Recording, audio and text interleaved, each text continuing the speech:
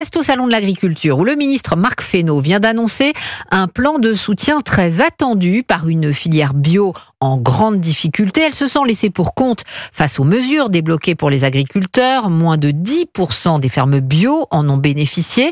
Marc Fesneau vient donc d'annoncer le doublement du fonds d'urgence consacré à la filière, Robin Dussène.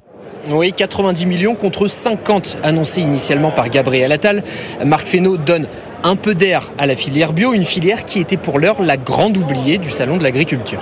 On a regardé tout simplement ce que pouvaient être les attentes, les moyens, les besoins et qu'on a considéré que, compte tenu de la nature de la crise qui dure en plus, il y avait besoin de mettre des moyens complémentaires à hauteur en gros de ce qu'on a déjà fait en 2023. Et après, vous voyez bien que tout le projet, c'est un projet quand même de stimuler la consommation parce qu'on s'en sortira pas. Il n'y a pas de filière qui tienne s'il n'y a pas une consommation qui repart.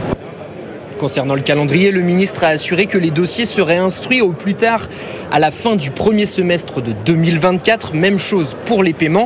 Et à part ça, c'est à peu près tout. Marc Fesneau a rappelé l'objectif de se diriger vers plus de bio, notamment dans la restauration collective, et reconnu qu'il y avait encore du travail à faire, notamment dans les cantines des hôpitaux, des EHPAD et des collectivités territoriales pour respecter la loi Egalim 1.